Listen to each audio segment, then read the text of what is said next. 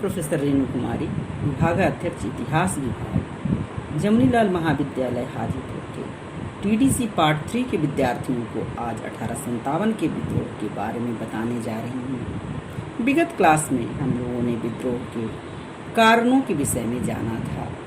आज इसके परिणाम और स्वरूप की चर्चा करेंगे। जैसा कि आप लोग को ज्ञात है, 10 मई को सैनिकों ने खुला विद्रोह कर दिया था और 12 मई को उन्होंने दिल्ली पर अधिकार कर बहादुर शाह जफर को अपना नेता चुन लिया था। बहादुर शाह जफर के नेतृत्व में 1857 का विद्रोह आरंभ हुआ, जिसकी लपटें लखनऊ, इलाहाबाद, कानपुर, बरेली, बनारस, बिहार के कुछ हिस्से, झांसी में फैल गया। लखनऊ में विद्रोह का नेतृत्व बेगम हजरत महल कर रही थी, तो झांसी में रानी लक्ष्मीबाई, कानपुर में नाना साहब और तात्या टोपे, बरेली में खान बहादुर खान, बिहार का नेतृत्व जगदीशपुर के जमींदार बाबू कुंवर सिंह के हाथ में था। इस विद्रोह में यद्यपि भारतीय सैनिकों ने घोर युद्ध किया, किंतु सितंबर 1857 में अंग्रेजों का दिल्ली पर पुनः अधिकार हो गया। बादशाह को बंदी बना लिया गया।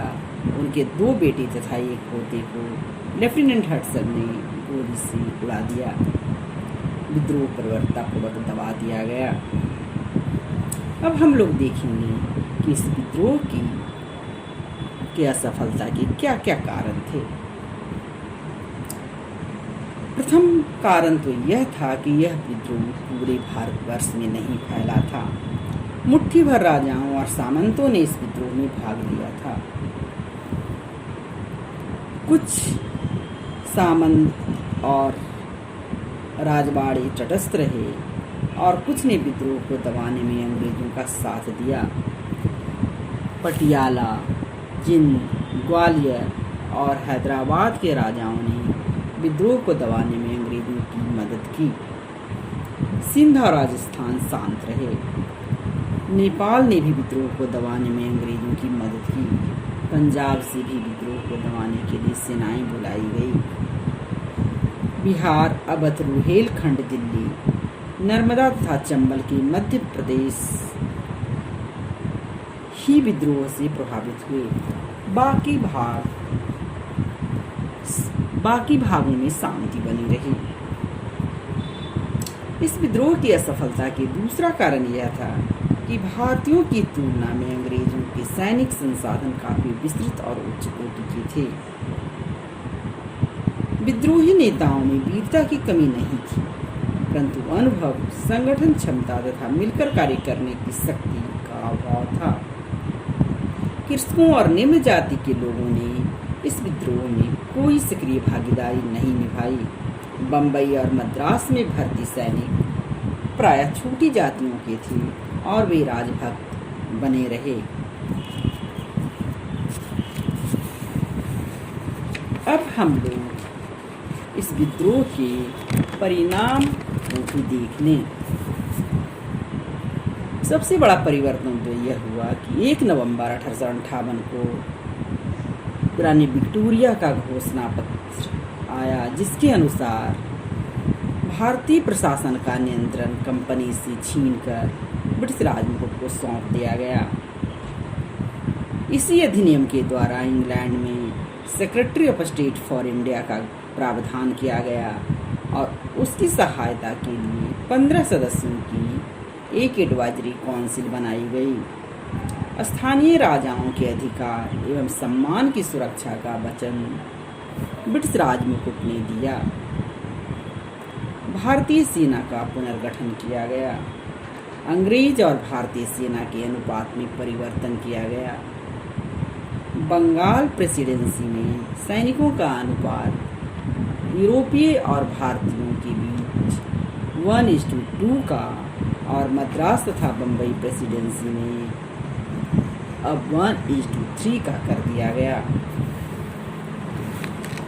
अब हम लोग इस विद्रोह के स्वरूप के बारे में चर्चा करेंगे।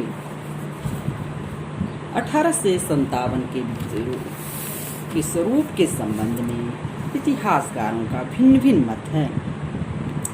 एक तरफ ब्रिटिश साम्राज्य के पक्षधर इतिहासकार के मालेसन, ट्रेवेलियन, लॉरेंस तथा होम्स इत्यादि का मानना है यह मात्र एक सैनिक विद्रोह था जिसे जन समर्थन प्राप्त नहीं था। कुछ भारतीय इतिहासकार जैसे मुंशी जीवन लाल, मोइनुद्दीन, दुर्गादास बंदोपाध्याय और सर सैयद अहमद खान भी इसी विचार से इत्तेफाक रखते हैं। सर जॉन लॉरेंस और सीले का मानना है कि यह पूर्णतया देशभक्ति रहित और स्वार्थी सैनिक विद्रोह था, परंतु यह व्याख्या उचित नहीं है। निस्संदेह यह विद्रोह एक सैनिक विद्रोह के रूप में आरंभ हुआ, परंतु सभी स्थानों पर यह सेना तक सीमित नहीं रहा। सभी सेनाओं ने भी विद्रोह में भाग नहीं लिया। विद्रोही जनता के प्रत्येक वर्ग से आए। अवध के विद्रोह को जन समर्थन प्राप्त था और बिहार के कुछ जिलों में भी स्थानीय लोगों ने नेतृत्व का साथ दिया। यही वजह थी कि 1858-59 में सैनिकों के साथ करोड़ों असैनिकों को भी इस विद्रोह के लिए सजा दी गई। एलियार रिज का मानना है कि यह धर्मांधों का ईसाइयों के विरुद्ध युद्ध था, जो सरासर गलत है। यह सही है कि अंततः ईसाई जीत गए, पर ईसाई धर्म प्रचारकों को धर्म प्रसार में कोई विशेष सफलता नहीं मिली। हिंदू और मुसलमान पराजित अवश्य हुए, पर हिंदू और मुस्लिम धर्म पराजित नहीं हुआ। टी.आर. होम्स ने इसे बर्बरता और सभ्यता के बीच का युद्ध कहा है। यदि दिल्ली, कानपुर और लखनऊ में कुछ भारतीयों ने यूरोपीय स्त्रियां और बालकों की हत्या की, तो अंग्रेजों ने भी कौन सी सभ्यता दिखाई थी। कितने भारतीयों को बिना किसी मुकदमे के फांसी पर लटका दिया गया।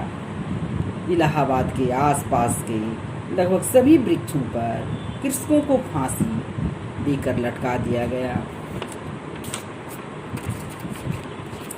रसल के अनुसार मुसलमान अभिजात वर्ग के लोगों को जीवित ही सूअर की कच्ची खाल में सिल दिया गया और सूअर का मांस उनके गले में उतारा गया। इस प्रकार का अत्याचार करने वाली जाति अपने को सभ्य कैसे कह सकती है। दूसरी ओर डिजरायली के विचार में यह विद्रोह एक आकस्मिक प्रेरणा नहीं था, अपितु एक सचेत संयोग का परिणाम था और वह एक सुनियोजित और सुसंगठित प्रयत्नों का प्रतिफल था। अशोक मेहता ने भी अपनी पुस्तक 1857 द ग्रेट रिवेलियन में यह सिद्ध करने का प्रयत्न किया है कि 1857 के विद्रोह का स्वरूप राष्ट्रीय था। वीर सावरकर ने भी अपनी पुस्तक the war of Indian independence में इस विद्रोह को सुनियोजित स्वतंत्रता संग्राम की संज्ञा दी है। मार्क्सवादी इतिहासकार इस विद्रोह को सैनिक तथा कृषक का प्रजातांत्रिक गठजोड़ मानते हैं, जो विदेशी था सामंतशाही दासता से मुक्ति प्राप्त करना चाहता था। आर.सी. मजूमदार ने अपनी पुस्तक द सिपाही म्यूटिनी एंड रिवेलियन ऑफ 1857 में कहा है कि तथाकथित प्रथम राष्ट्रीय स्वतंत्रता संग्राम न तो प्रथम था, न ही राष्ट्रीय और न ही स्वतंत्रता संग्राम। वास्तव में कोई भी विद्रोह जो इतना विस्तृत हो तथा जिसका उद्देश्य विदेशी राज्य को समाप्त करना हो, वह स्वतंत्रता संग्राम ही प्रतीत होता है। यह बात अलग है कि 19वीं सदी के अर्धांश में जब यह विद्रोह प्रस्फुटित हुआ, उस समय संपूर्ण भारत के लिए एक राष्ट्रीयता की भावना लोगों के मन में नहीं थी। इसी कारण देशभक्ति की लहर पूरे भारतवर्ष में समान रूप से नहीं फैली। नेतृत्व असंतुष्ट राजाओं एवं जमींदारों के हाथ में था और वे अपने विशेषाधिकारों के लिए लड़ रहे थे। पर यह भी उतना ही सत्य है कि स्थानीय लोग ब्रिटिश अत्याचार से मुक्ति के लिए उनका साथ दे रहे थे और कहीं कहीं उनका विरोध भी कर रहे थे, पर उनको यह पता था कि उनका जो शोषण और दमन चाहे स्वदेशी हो या विदेशी, वह ब्रिटिश साम्राज्य के भारत में बने रहने से ही